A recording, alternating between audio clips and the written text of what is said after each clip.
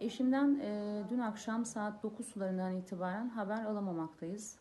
Aracı evimizden 7-8 kilometre uzaklıkta bir mahallede metruk olarak bulundu.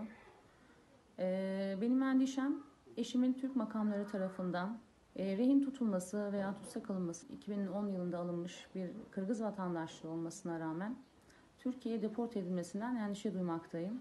Biz 1995 yılının Eylül ayından itibaren Kırgızistan Bişkek'te Sebat Eğitim Kurumlarında vazife yapmaktaydık. Kırgız makamlarından, Kırgız halkından, Kırgız gençlerinden tek talebim bu süreçte bize destek olmaları, eşimin bu süreçte kendisini hiçbir şekilde Kırgızistan halkından ayrı görmeyerek, gönül bağı kurarak Kırgız kardeşliği kurduğuna eminim ve ben bunu yaşadım.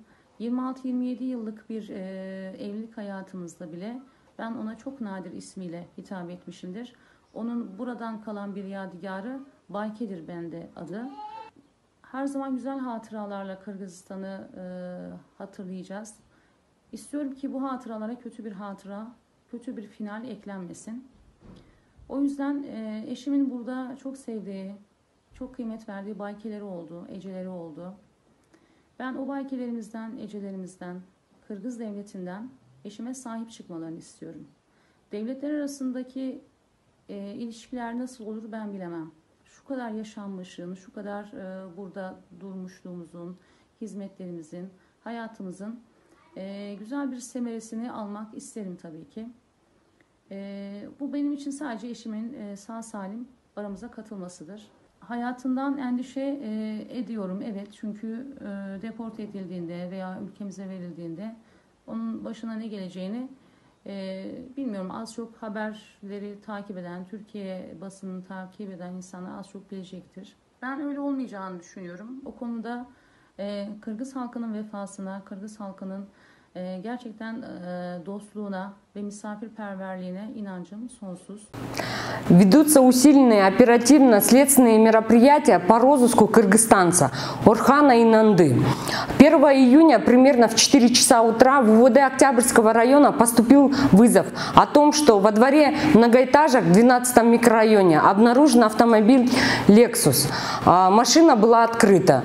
На место прибыла следственно-оперативная группа УВД Октябрьского района. С заявлением в милицию обратился гражданин. Он попросил найти отца Орхана Инанды, бывшего руководителя образовательного учреждения САПАТ. По словам заявителя, отец передвигался на указанной автомашине. В последний раз на связь выходил 31 мая, примерно в 6 часов вечера. Данный факт был зарегистрирован в Единый реестр преступлений и проступков по признакам преступления, предусмотренного статьей 170, то есть похищение человека, Уголовного кодекса Кыргызской Республики. В рамках материалов досудебного производства создана следственно-оперативная группа из числа опытных следователей и оперативников МВД Кыргызской Республики, ГУВД города Бишкек и УВД Октябрьского района. Разосланы ориентировки в территориальные подразделения органов внутренних дел. Ведутся все необходимые следственные действия и розыскные мероприятия, направленные на установление местонахождения гражданина Орхана Инанды.